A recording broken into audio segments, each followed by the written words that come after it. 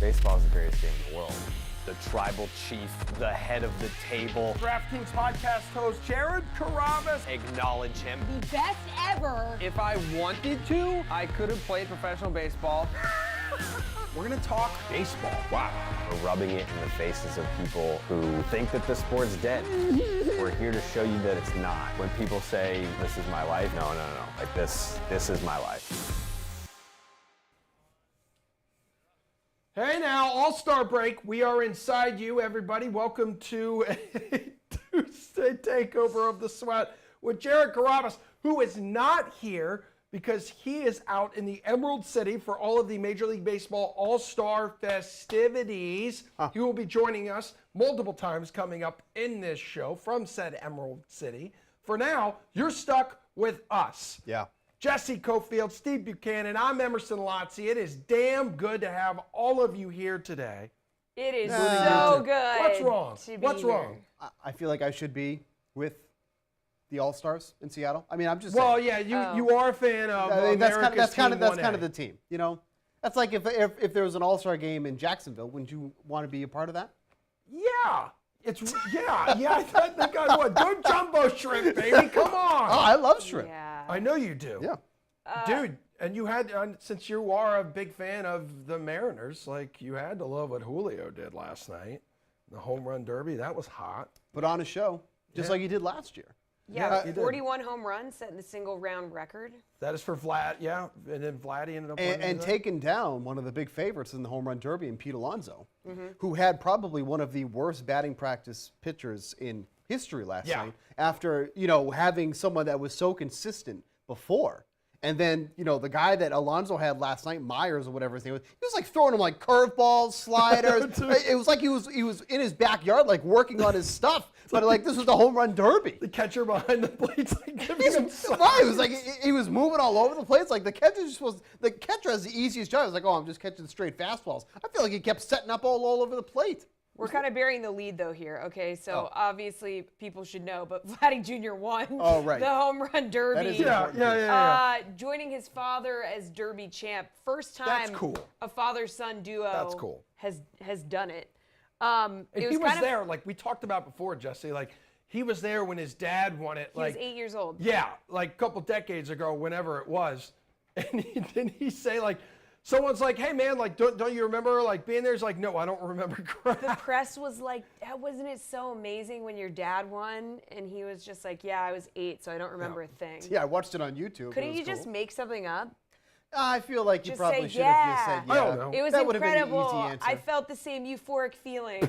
Instead, just, nope, don't remember a thing. But can you just say, like, how incredible it is for a father-son duo to win it? No, Because, like, when you think phenomenal. about it, it's like, so first of all, so the father made it into the bigs. The son makes it into the bigs. Yeah. The son is good enough to be in the derby, and then he goes on to win it. Like, if you had to put, like, odds on that, or, like, what are One in a the billion? chances of that happening? Like, the number has to be astronomical. Mm-hmm.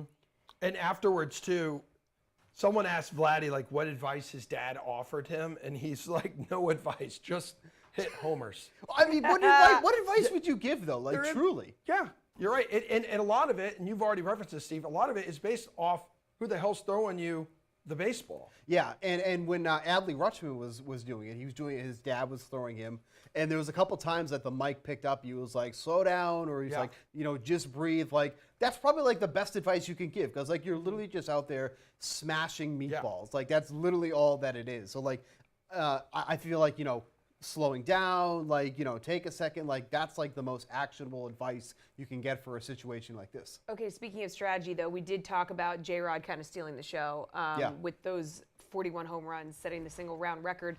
But then the dude ran out of gas, right? Yeah. 32 in a round last year as well. Didn't win then either. Right. So what's the deal here? Does the format need changing, or does he need to change his strategy? Well, that's the thing. Like, I feel like the home run derby is still flawed. Like, it's a lot better than it was before. Like, I know a lot of people like the 10-out rules or whatnot, but like, even just like for me, like Adley Rutschman being eliminated in the first round because he went up against Luis Robert, who just surpassed him. Yeah. Like, for me, I would just rather, instead of the bracket style, I'd rather just say, hey, whoever hit amongst the group the guys with the 4 most home runs will go on, and then so on and so forth.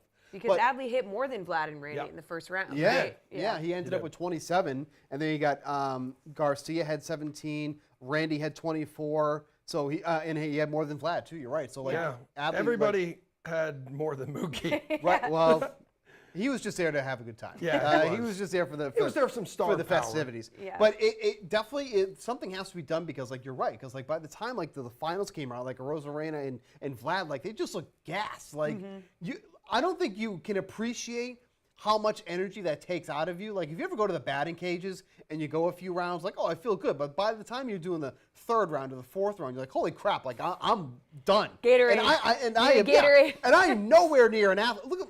Look at me. I am nowhere near an athlete, okay? These guys are going out there and getting gassed. You're a world champion dodgeball player, former. Yeah. You went to Vegas for like the world championship. This was like Globo Gym stuff. If you can dodge a wrench, you can dodge a ball. But Steve, like I'm a big fan of bringing back the 10 outs. Didn't you put a Twitter poll out about this? I'm so glad you said that because I did tweet something out since I am a man of the people. Okay. And I said pick one home run derby format, timed or 10 outs. And right now we have 75% of the vote is for 10 outs. And out of how many people?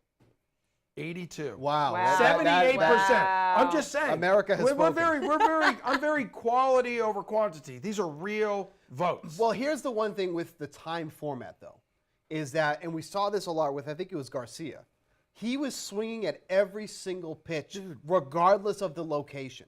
And that is what's going to gas you out. If you have the 10-out format, you can be a little more picky-choosy. You don't have to worry about if it's a bad pitch or not, because when it's a time format, you really feel like you're like, in crunch time, and you're just swinging away. And you can't even see where the balls are going. No, it's just like down to these the guys next. can't admire these mile-long piss I don't want them that to. they're I don't want knocking. them to. See, this would be still going on this morning if that was the case. it's just, but okay. I mean, there is the timing there is the timing aspect of it because I do want that, but yes, the old man in me wants to admire the home runs, but then also like the cool young hip dude in me wants this to be sped up like a little more, but I want to be able to admire the home runs a little more. I feel like this timed format what if we can is do terrible for TV. what about if we can do both?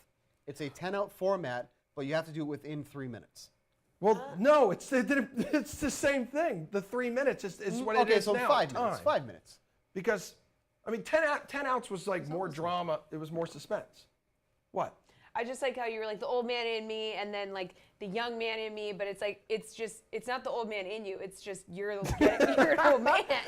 Listen, man, this format feels rushed. Okay. All right? Like, we weren't able to like really soak up and take in, the kid who was, just absolutely we don't want to soak destroyed that in. by a Vladdy line drive last night. On what? On the kid. Bro, Vladdy hit a line drive, Yeah. knocked some kid like to the ground. I mean, who knows? Cut away. That kid's probably crossed the Rainbow Bridge by now. Yeah.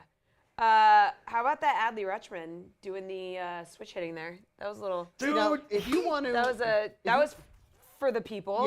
If you want to admire something, what he did was admirable, right? Yeah. Like getting a little cocky, switching sides. But the funny thing is like, and I was surprised he did that before it started, because he was the only lefty in the home run derby.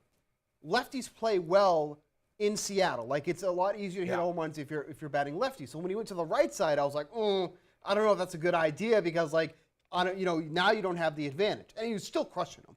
And like that, but again, that's kind of what's a shame about the format is like he could have been easily the story aside from Julio Rodriguez and Vlad winning, but we kind of almost forget about that because he was such an early exit, despite him hitting more home runs than almost half the field in the first round, but he just had the bad luck of the draw. Yeah. Yep. That's. He's a Pacific Northwest kid too, so Yes. like that was cool for him. Yeah. I think he was born and raised in Portland. I Yep. think he went to Oregon State. When he made that switch to the right side of the plate and he added 7 more home runs in the 32nd bonus round, he cleared the fence on 7 of his 8 swings. Yeah. Jeez. Like that was extremely impressive what we witnessed from him And last night. it was a little bit nervous too, like from a betting standpoint.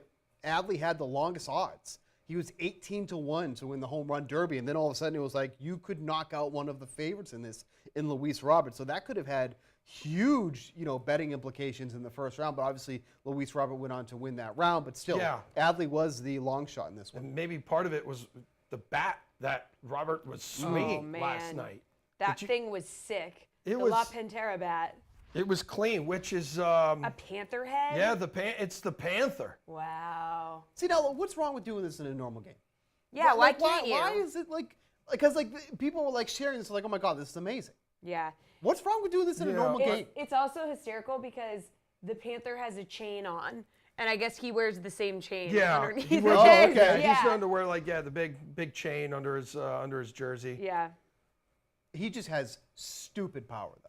Dude, Stupid that power. was my biggest takeaway from watching him last night was how effortless it seemed to be for him. Yeah.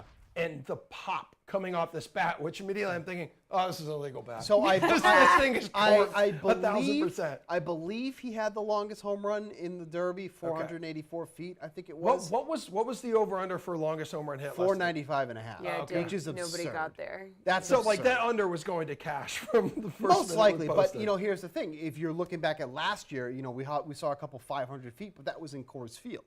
So I'm sorry, 2 years ago was in Coors Field. But yeah, that was a really tall number to go over. But if there was someone who was capable of potentially doing it, that was the guy right there. Yeah, that's and crazy. Kevin Durant logged onto Twitter on his normal account. On his normal account, not one of his burners, and was reacting to what we saw from Julio. I think it was during the round he hit 41 bombs or whatever. It says Julio Rodriguez is ridiculous. Yeah, I mean, again, what he did last year as a rookie. Almost winning it. What he did this year, setting the single round record for most home runs. 41 home runs in what? Jeez. It was 4 minutes because he had the bonus time on top of that. And it's just when he started going on a run, you want to talk about clearing the fence. There was nothing that was getting past him. But again, this had a lot to do with the guy who was throwing him the pitches. I think Pena, it was. Just right in his wheelhouse. And that was the thing. That was the problem for Garcia. He wasn't getting the pitches where he needed them to start hitting these home runs. Rodriguez was just getting that over and over and over. So while it has a lot to do with, of course, the player hitting the ball, it has a lot to do with how that guy is throwing it to you as well. Because if you're getting the stuff that's not in your sweet spot, it doesn't matter. You're not going to be hitting these out. But so everything was just aligned for Julio. It just was unfortunate because he totally gassed out. And when that second round came around and he got, only 20, but, Vlad was able to get that 21 there. And that's why Julio didn't make the finals. I think it's the second year in a row, too. He's eliminated Pete Alonso. Right? I do know that whoever eliminated Julio the last 2 years went on to win in the last two derbies. Well, I remember being out in L.A. for All-Star festivities with you last year, and you were so bummed when Julio didn't win because that was your ticket. Yeah. Right? Last he year. was the long shot Robert. last year. He was 14-1 last year, and I'm that's absurd with the talent and the power this kid has. Someone replied to Kevin Durant's tweet, if you practice instead of Twitter all the time, you would be as good as Julio. Oh, man. Twitter is such a lovely place. I bet he responded to that from one of his burners. When you were talking about the insane power Luis Robert has, and he hit the longest home run in the history of that park.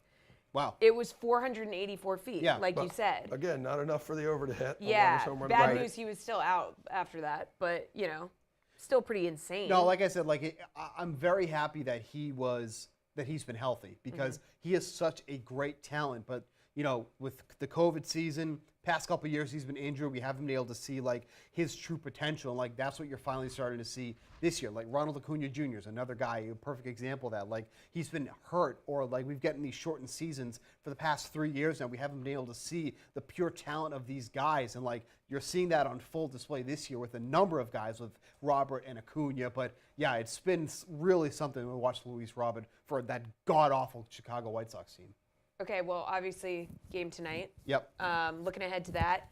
So, who are you looking forward to seeing? And then also, betting the All-Star game? Like, Yeah. what's your approach? How do you go into this? Well, I mean, if you're looking at the American League, you're basically betting on the Texas for first base, I believe, is all Texas Rangers, which is unbelievable. But from the National League side, there's a couple of good rookies out of there, like Corbin Carroll playing in his first, obviously first All-Star game being a rookie. Corbin Carroll and Josh Young are the second duo of rookies to start the same All-Star game, which is really incredible to think about. Braves have 8 All-Stars, the most in franchise history on that one there.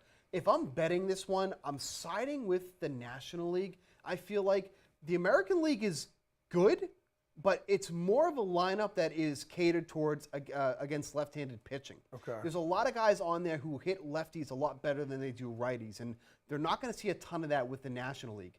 The American League also doesn't have a lefty at all on the roster coming out of the bullpen, which I believe is kind of odd. I think Shane McClanahan is on there, but I doubt he's coming out of the bullpen. So that could be a good matchup advantage for the National League later in the games when they get some of these other guys coming off the bench so they can get that key matchup there. So it's dead even right now, minus 110 on each side here. I'm going to side with the National League on this one, which is not something they've had a lot of success with, especially over the past 20 years. I feel like it's dude. been I think the AL has just been dominant. absolutely dominant. 9-game winning streak here. Yeah, for the but I American League. think the National League have the slight advantage in this one this year. But also, like, the American League appears to be at a disadvantage here in star power because of, like, injuries and lack of availability for pitchers, Yeah. which I believe, like, you've referenced already. So, like, Valdez, Clanahan, Ohtani, we know that they're not going to pitch. We know Yeah, Judge and Ohtani's Trout- is batting, not pitching. Yeah, Yeah. We know Judge and Trout. you hate to not see it. right. Injured. Yeah, that sucks there. But there's also been a little offensive slump for the National League in recent years as well. Dude, should Major League Baseball have put in Ellie De La Cruz, like, in the All-Star? I know he's only been up for 2 I weeks. don't month care. or so. 2 weeks. I I feel don't like care. that would have been the right move. I don't feel care. like that was the right move to do. Put him in there. He's the talk of baseball right now. Yes. Yes. On a national showcase, the show of shows, basically, the Midsummer Classic, why would you not want to put the most dynamic player on there? Like, put him as a reserve. Whatever, just let him be there. Yeah. Right? If you want to continue to grow the game and get that exposure and, like, get those guys that's, like, gets casuals' attention. Like, how many times have you gone through your Twitter timeline and it's just Ellie De La Cruz? Like, the other night when he stole, like, every base. I was It going to was say. everywhere. And it's even people who don't even follow baseball. They're like, who the hell is this? Right? Like, if you're getting that type of attention, like an Ohtani does, or like a Julio does last night, like, Major League Baseball needs to do a better job of showcasing these types of players. I get that he hasn't been up here that long, but it's like, okay, he hasn't been up there that long. He's almost has 20 stolen bases already. That's a pretty big all-star to me. He has more stolen bases than guys that are on the roster right now, and he's been up for 2-3 weeks. What about the little tiff with the Nationals manager? Oh, my God. Dude, Davey it's the old man Martinez. yells You- at cloud That thing. was like, oh yeah. I mean, that was like. This is the problem with you just roll baseball. your eyes when you see So it. they sit there and they go, check the knob of his bat, right? Basically what they're saying is, hey, I think he's trying to get an advantage with this, quote unquote, cheating. Can you look into that? Umpires look at it. Seems cool. Everything's fine. So then De La Cruz strikes out that at bat where the investigation, if you want to call it, happened. The next at bat, I think it was the 5th inning, hits a home run and then motions to the bat. I don't need that. So you're telling me it's not okay for him to respond to a team basically being like, hey, I think you're cheating or trying to get an advantage, and then you turn around and go, well, my pure talent's going to take over now. I'm going to smash and obliterate this ball, and I'm going to round the bases. He has every right to be and do whatever it is. And, for Davey Martinez, He we like pointed at it. Like it Yeah. wasn't even offensive. Like, it's he was like nothing. pointed at the end and was like, see? right, love it, like too. if he was like, pointing at it and then Yeah. gestures that are Yeah. probably not appropriate, then Yeah. fine, I get it. All he did was point at it and go, So not a innocuous. difference. Yep. So innocuous. But Davey Martinez like, oh, he shouldn't have I'm done that. unimpressed by his please. antics. You would be drooling if you could insert him into a Nationals lineup. Like, give me a break. I think he was the cherry on top to what really was a fantastic first half of the season for Major League Baseball. It's been great. I think the new rules really helped. I think we're seeing low payroll teams that are having massive success, Yep. high payroll teams that are really struggling. A lot of parity in baseball right now, and it's awesome for the sport. And speaking of electric, coming up after this break, you two, the greatest clutch time home run hitter of all time, Big Papi, Jared's daddy, is going to join the program. Those two one-on-one up next from Seattle.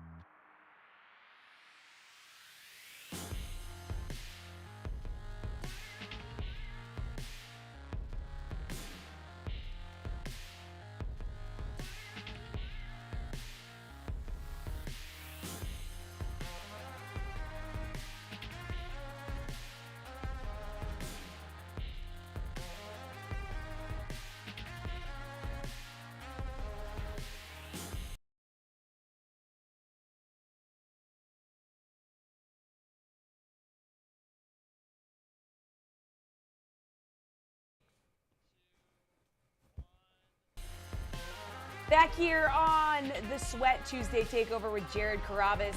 Time to check in with Jared, who's in Seattle at the All-Star game.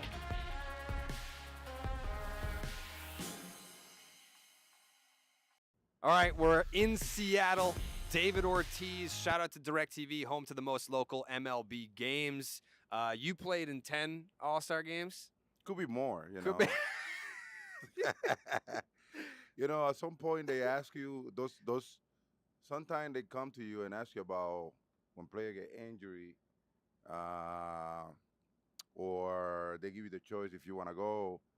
And very few times I denied it Yeah. because either was based on how tired I was during the season, how far the game was, you know. So, but 10 is good. 10's right? pretty good. Is that what pretty this good. tattoo is? I never asked you that. You know how to read, right? Yeah. That's what that's for?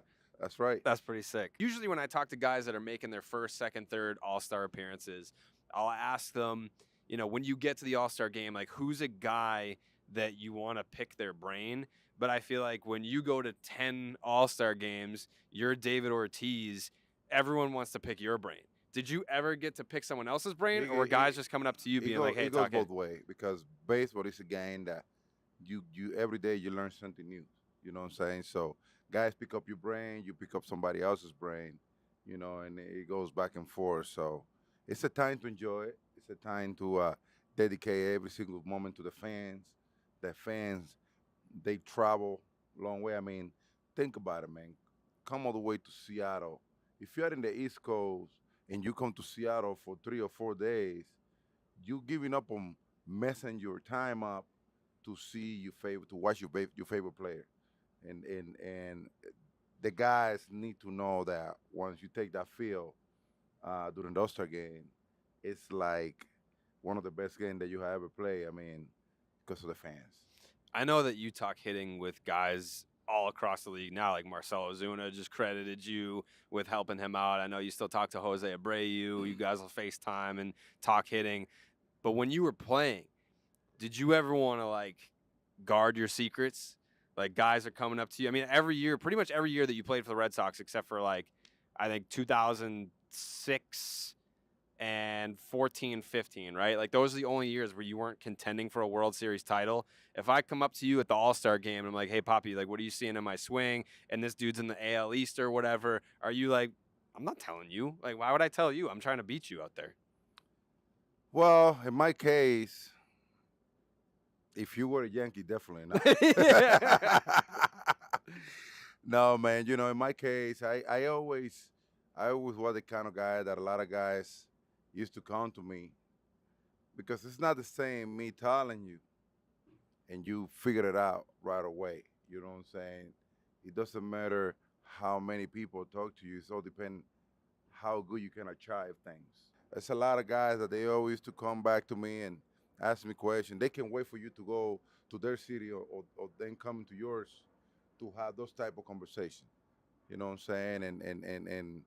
And that's how it used to go. That's how it used to be back in the day when I played.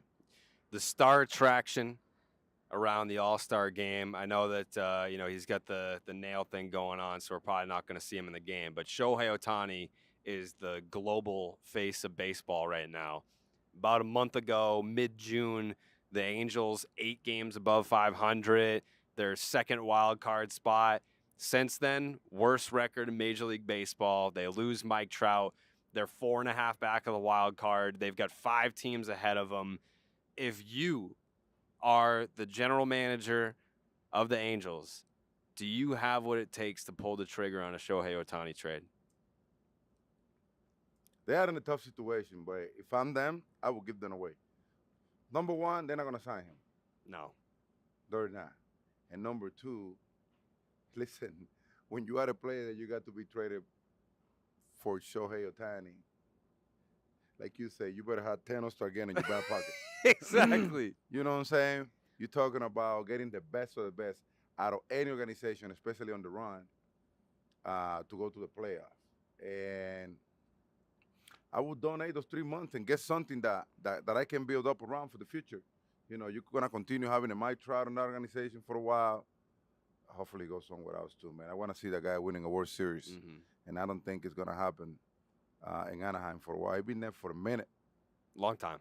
Long time. You know what I'm saying? And every year it seems like they just get farther and farther and farther. You know what I'm saying? So hopefully my boy goes somewhere where he can win. I mean, look, he's facing situations yearly now where he's getting injured and he's not getting any younger. And when you talk about Mike Trout playing 15, 20 years in the big league and not winning a World Series, that sounds kind of suck, Right. right?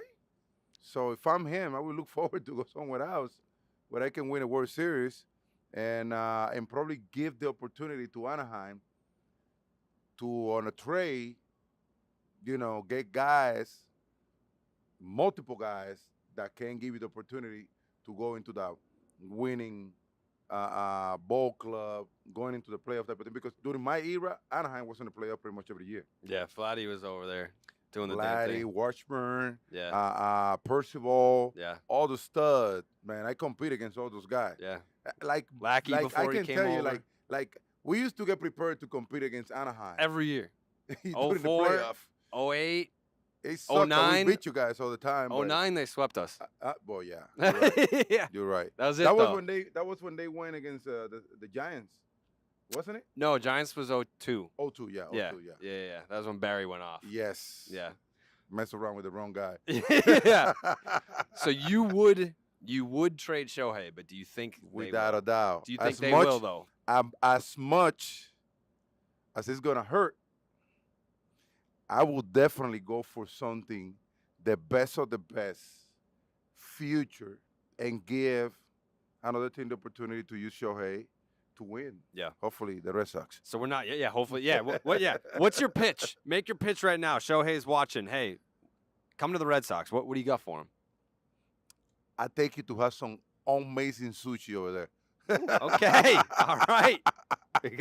We got sushi opportunities in That's Boston. right. Got That's great right. seafood show. I make you feel like we are back in Japan, man. I've been in Japan before, so I make you feel comfortable over there. I got you, brother. Remember that in 08, starting the season in Japan? That's right. If Shohei isn't going to be the focal point of the All-Star game, there's a kid out there right now that's doing it all.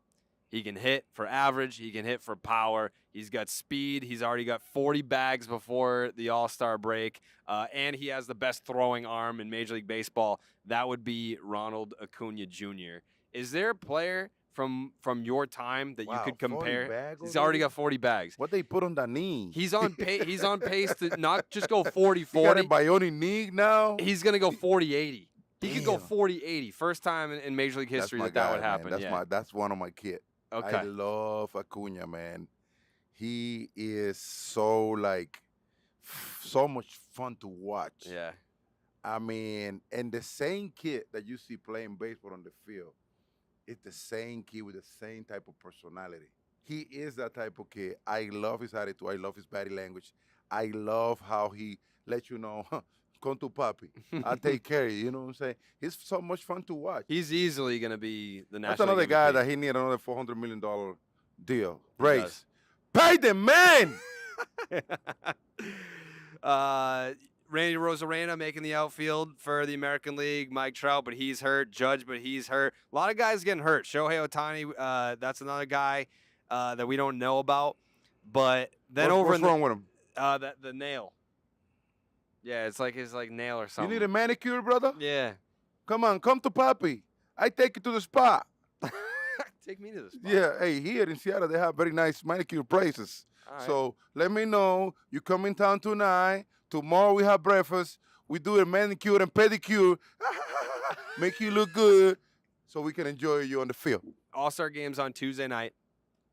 Who's your dark horse pick to be the MVP of that game? Who has the I'm going to rise to the occasion, all eyes are on me, I'm going to do something big in this game and win the All-Star game MVP? I had 3 choices. 3. Give me your go backwards. Give me your number 3 pick first. Shortstop for Texas. He's playing, right? He's not. Seager? Seager. He's starting. He's starting.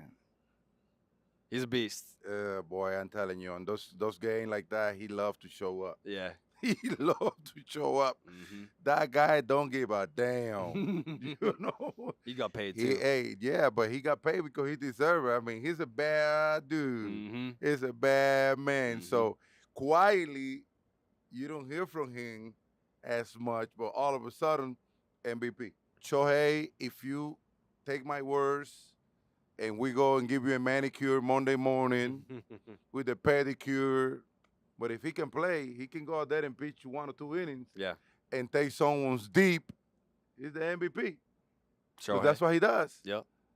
And Mookie, man, I gotta go. Mookie. I gotta go with Mook, though. Okay. Mook, though, man. Mook, though, ain't playing, man. He ain't playing. He ain't playing. That's him. Could That's be what having he the best year does. of his career. That's what he does. That's what he do for fun. Whoop. He love whoop. That's what he does. You know what I'm saying? So I want to ask you this before we get out of here, because you experienced this in your last year, 2016.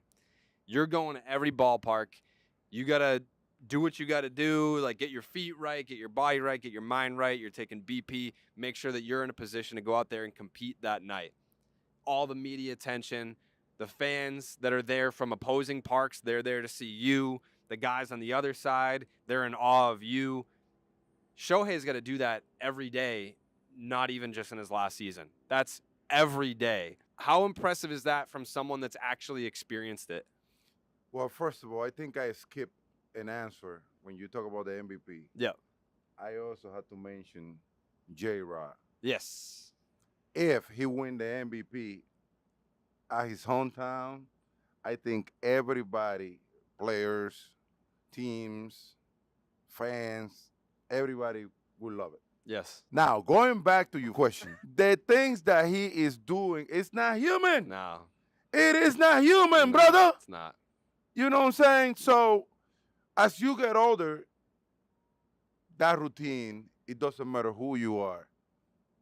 You have to catch up because it's too much. It is too much. So, while you are young, Otani, take advantage of it.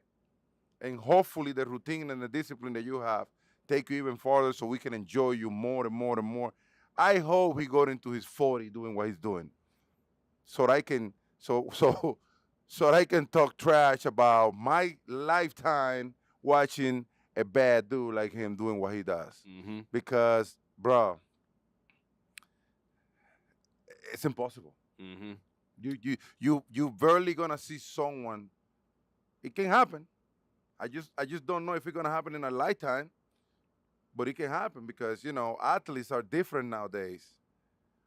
But the problem is not doing what pitching and hitting. That's not the problem. The problem is being that good at what he does. You know what I'm saying? That's the fact. That's what I think is gonna be hard to find. Does the number start with a 6? I give him a blind check here. Yeah. You put the number. Okay. I mean, this guy in the first 3 years, he's gonna give you money back no matter what. Mm-hmm. No matter where you put him at. I would pay to go and watch him play at anywhere, especially when he's starting. I want to watch him striking out guys and going and taking pictures deep. Yeah. 493. You know what I'm saying? I mean, if he come in a game that he's starting, strike out 1 or 2 or the 3 batter like he normally do, and then his first at bat go deep, I get up and go home. I pay for my ticket already. So Papi's official pick for the All-Star game, American League? Of course. American League MVP, the J-Rod Show. Tune in on Tuesday night. Let's go, J-Rod. Another shout out to DirecTV, home to the most local MLB games. Thank you, Papi, for taking the time. Come on, dog. I got you, baby. See you when I see you. All right, good stuff, guys. Coming up here on The Sweat, Jesse and I are sliding out because Nick Friar joins the party. He and Steve will bring you a betting preview to the second half of the season. Ronald Acuna Jr. for NL MVP or the field? Who you taking? The dudes we'll discuss when this show is back on your...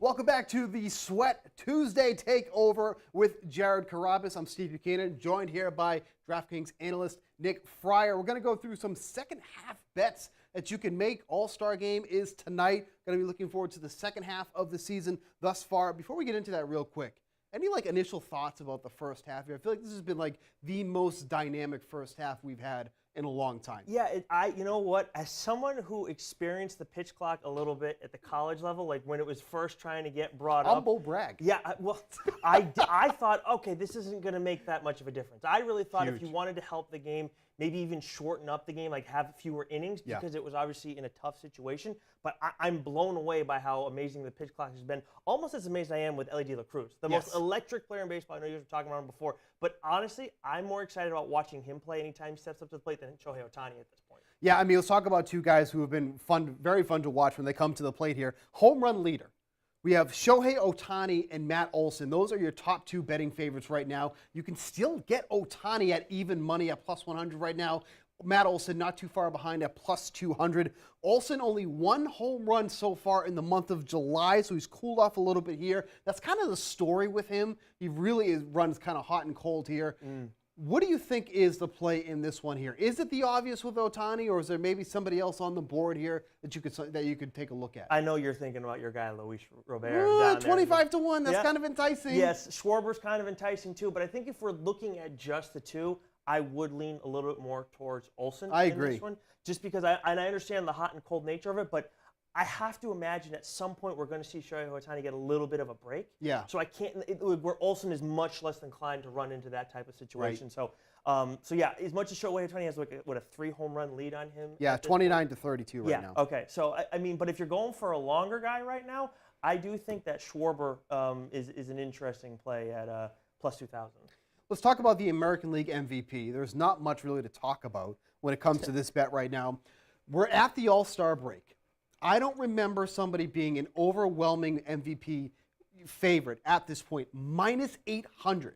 So to kind of grapple that, DraftKings Sportsbook has either Shohei Ohtani or any other player. So literally, if Ohtani doesn't win, you're getting 5 to 1 odds on the rest of the field.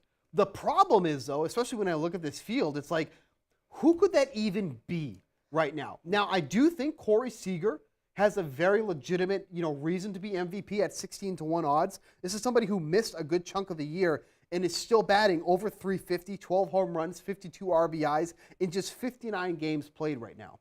Is it even worth taking the any other player, or does Ohtani basically have this wrapped up? I think Ohtani has it wrapped up. If you want to go and put a little bit of pizza money on the any other player, then fine. Then why not? Yeah. I'm trying to keep it. It's a family program. Oh, hey, right? Sure. But with Shohei Ohtani, yeah, I mean the guy already has 32 home runs. I feel like we've seen MVPs hit 32 home runs. Yeah. And then he has 132 strikeouts rate, so he should cruise to 200 strikeouts. I just don't. And then there's the whole narrative thing. We talk about this all the time when it comes to awards. The voters love Shohei Ohtani. Right, of course. Everybody does. How do you not give it to this guy? Everybody's already dubbing him the greatest baseball player to ever live. I don't think that's far-fetched, but he's going to win an MVP if he does things like this. Even half a season. He'd have to miss, I would think, over 2/3 of the rest of the season to not win it. I will say, though, this is an incredible opportunity to get somebody else if you were to do so, because for the second guy in line to be at 16 to 1 odds with over 2 months left to play, because we're playing until about the 2nd or 3rd of October, I believe, is absurd. So I don't think there's any issue with taking any other player at this point at 5 to 1 odds, or if you want to nail down somebody specific, you're getting incredible odds like I mentioned right now. A big favorite in the National League, not as heavy, but still minus 330 at the All-Star break is something that you definitely have to think of here. Ronald Acuna is that guy right now, hitting over 300, 21 home runs, 55 RBI, 79 runs scored, 41 stolen bases in 89 games played. I feel a little bit more strong about Acuna winning the MVP right now. At minus 330. And the only reason I say that is because, again, the National League is kind of void of a player who's even relatively close. If Mookie Betts is the second in line, he's having a great year, don't get me wrong, which I think is 26 home runs at this point, but nothing else screams MVP to me right now, whereas Acuna has been that guy for the National League. I tend to agree. I mean, look, with both of these guys, I feel like they are locks at this stage. Yeah. I mean, with Acuna, we're talking about him, he's at 21 home runs and over 40 stolen bases already. It's insane. But that any other player, I think this one is a little more worth it than Ohtani. Sure. Because Acuna has been amazingly impressive, but Acuna doesn't have that same type of like narrative that Shohei Ohtani has. Sure, it's coming back from injury. We're finally get to see him be that guy in a full-length season and everything, 100%. But if the Dodgers kind of go off, Freddie Freeman has been doing very well. Yep. And then where you look at Acuna, like obviously he's putting up these great numbers, but he has to maintain that by and large to win this still. Freddie Freeman, his numbers are pretty consistent with what he's done over. Yeah, so that would make a big difference if he's been that guy the whole time. And let's say Mookie wavers after the home run derby for a little bit too. Like, so I would say if you're going to play one guy, I do like Freeman as much as Carroll. We've both been on this guy. But any other player, again, like just a little sprinkling, I think is interesting. And just your point about Freeman with his numbers always being there, I would say that you could also say that about Acuna, but health has always been his issue. Yeah. If he has been healthy, I think this is the guy that you would have seen. I think, and I'm so glad that he has been healthy because we're now seeing how talented this guy is. Speaking of Acuna, you can bet on him to potentially get the 40-40. I don't even know what you would call that. Like 40-40 club. Yeah, 40-40 club there. 40 home runs, 40 stolen bases. He's already there with the stolen bases. He needs 19 more home runs through 73 games to reach this mark. So yes is plus 115, no is minus 145. If you average out how many home runs he needs, he basically needs a home run in every 3-game series that the Braves get. So to me, that feels quite plausible. And I'm actually surprised that you're still getting plus money on the yes, because if you're telling me that Acuna is not going to hit 19 home runs in the second half, I'd say I'm leaning towards him doing so. Yeah, and I think we've seen, like, we look at some other home run props and stuff like that, it seems like that's kind of a mark that guys need to make. I will say, when you look at Acuna's home run prop, actually DraftKings Sportsbook make it seem like he's a little less likely to get to 40 home runs, more like 37. Yep. But even then, that's still very well within range. I do tend to lean towards yes in this one, and I can't believe, like, already over 40 stolen bases, like, it's not even a thing. Yeah. Like, we're in an era where I thought the stolen base was going away, and then you got him and Ellie De La Cruz obviously doing what he did over the weekend. But yeah, I tend to lean towards yes in this situation. And also, this is like a weird one for me. Like, why would you want to bet no? I understand you just want to get it right, but sure.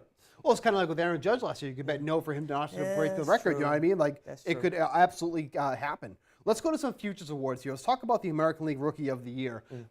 I feel very strong about this one. I think Josh Young has this one wrapped up here at plus 120. I love it. You're still getting plus 120 on that one here. Yoshida, Henderson are close in the same vicinity as him. Then after that, it really kind of opens up with Hunter Brown there. But, you know, he cooled off a little bit in the month of June, hitting just 233. But the extra base, the power is still there. 5 home runs, 12 RBI, 16 runs scored in the month of June with him cooling off. He has been so good with men on base and with men in scoring positions that I think that really is going to bring him over the hump. Yoshida has a 1.6 WAR on the year, where Josh Young is at 2.7. Wow. That's 27th in the entire league. So I feel like Jung should be a better favorite than he is now, but I will absolutely take that plus 120. Yeah, I think you make great points. And I also say, too, I feel like if you're not going to go with Jung, then I would rather go with Gunnar Henderson than that's Yoshida fair in this situation. Because, I mean, you look at them as a potential playoff team where the Red Sox are just kind of floundering. I understand they're better maybe than some of the other teams that, higher up in other divisions. But I think Yoshida is a nice ad for them. He's done better because I know there was a lot of concerns in the offseason. But I think right now you're getting plus money on Jung.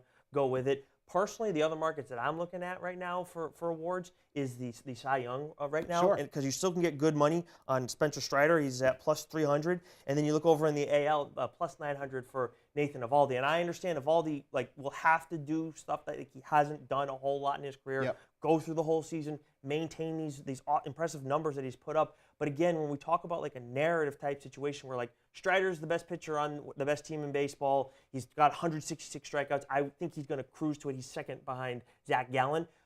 Eovaldi has a narrative in the sense of, DeGrom was the big signing in the offseason and the Rangers lose him, and then what happens? Eovaldi just keeps shoving the whole way through. The Red Sox gave up on him, all this stuff.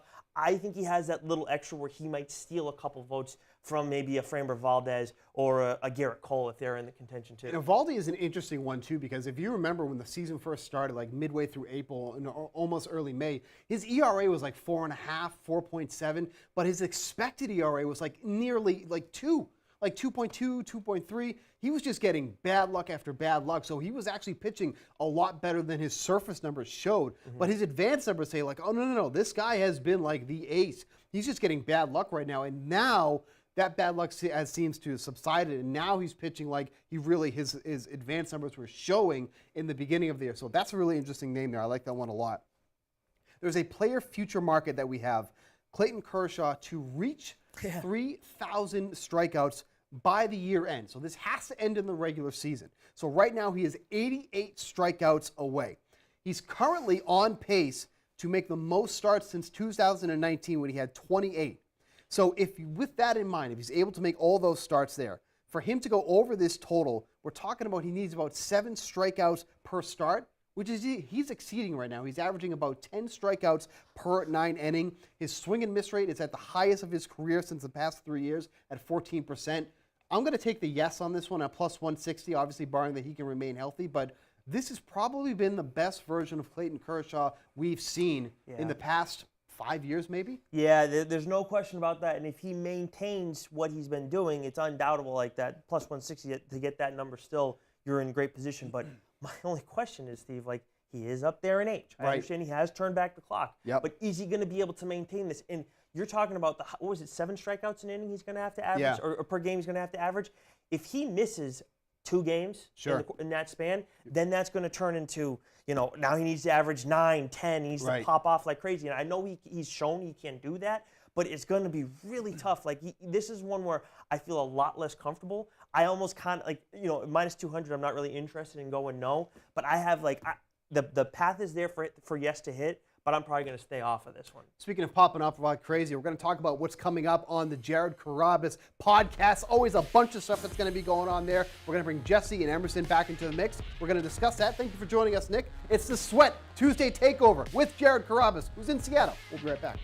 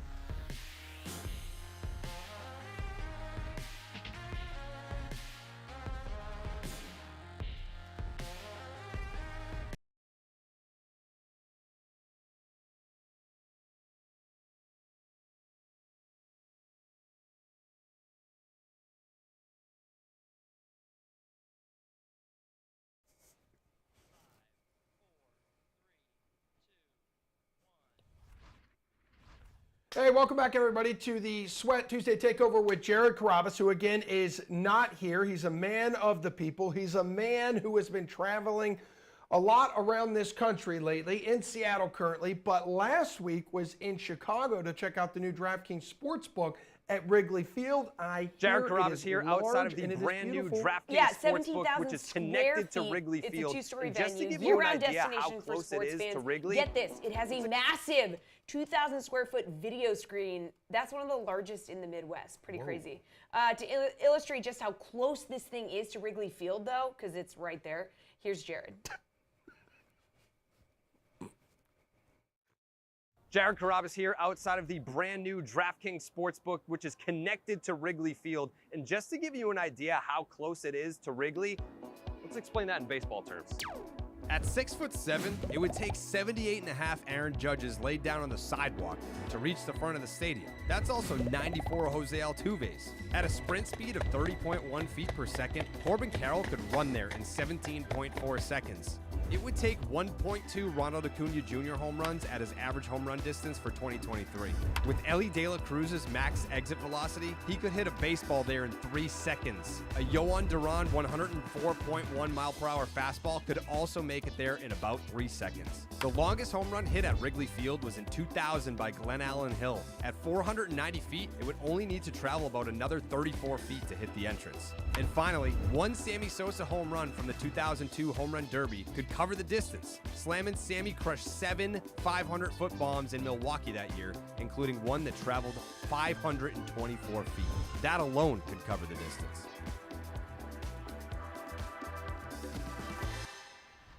A mere 524 feet away. Yeah. That is very specific. Pretty close. That is very close. I will say, too, haven't been inside Wrigley Field. Club's very similar to the DK Sportsbook. The food there is excellent. And I love food.